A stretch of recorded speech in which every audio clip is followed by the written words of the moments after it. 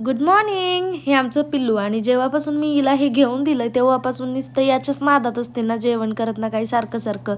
नंतर काय झालं होतं, दुपारचे कामं आवरून आम्ही दोघं बाहेर गेलो होतो. बाहेर कशाला गेलो होतो हे तुम्हाला नंतर सांगणार.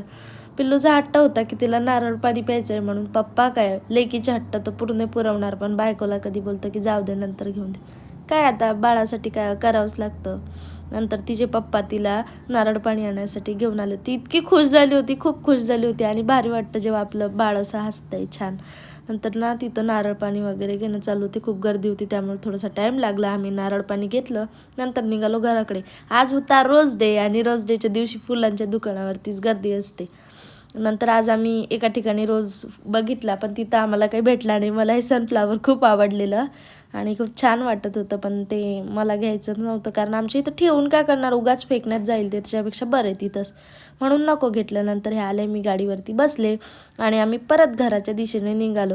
आणि हे झाड कशाचं आहे माहिती नाही, पण इतके सुंदर फुलं होते याचे, इतके सुंदर. आपलं लेव्हेंडर असतं ना, लेव्हेंडरचे फ्लावर्स सेम तशाच कलरचे होते आणि खूप छान होते. नंतर ना हे बोलले की चल, गुलाबाचे फुल तर सगळेच देतात, मी तर तुला झाडं घेऊन देते. मी इतके हसले, म्हटलं चला चला झाडच घेऊयात. अगोदरच आमच्याकडे लाल गुलाब वगैरे सर्व होते, म्हणून गुलाबाचं झाड. त्यांना म्हटलं बघा, गुलाब तुम्ही देणार एका दिवसात खराब होणार, त्यापेक्षा ना मी येलो गुलाब घेते. पण ते बोलले की नको घेऊ, नंतर घे. नंतर मग मी 3 झाडं फिक्स केले. एक गवती चहाचं झाड घेतलं कारण मी चहा खूप आवडतो मला. आणि नंतर म्हटलं चला आता आलोच आहे तर एक चष्मा घेऊन द्या, तर त्यांनी मला एक चष्मा घेऊन दिला.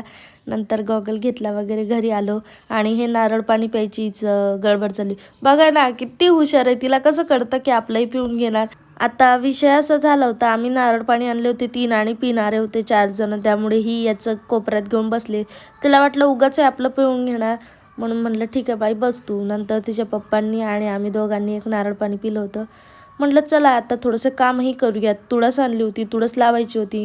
का माहीत नाही, पण तुळसच्या मातीमध्ये ना खूप मुंग्या झाल्या होत्या. जर कुणाला माहीत असेल कशामुळे होतात तर मला नक्की कमेंट करून सांगा. नंतर हे येल्लो रोज त्या माणसाने दिलं होतं आम्हाला, जिथून आम्ही नेहमी झाडं आणतो. हे गवती चहाचं झाड आहे आणि मला खूप आवडतं. चहामध्ये टाकल्यावर खूप छान सुगंध येतो. संध्याकाळी पुरणाचा बेत होता, त्यामुळे पुरण लावून दिलं शिजायला आणि नंतर थोडंसं शूट वगैरे केलं असं मस्त मॉडर्नसारखं. माझा नवरा म्हणतो दात कमी दाखवत जा जरा, खूप जास्तच दिसतात तुझे. आणि नंतर मी सॅड झाले आणि जाऊ द्या, सॅड झाले त्यांनी मला म्हणवलं पण. नंतर पुरणपोळी केली आणि पुरणपोळी कशी झाली हे तुम्ही पण कमेंटमध्ये सांगा. खूप छान झाली होती, मला तर आवडली. नंतर संध्याकाळी जागरण गोंधळाचा कार्यक्रम होता मंदिरावर, ते बघण्यासाठी आम्ही गेलो होतो. असा होता आजचा पार्ट. Bye bye.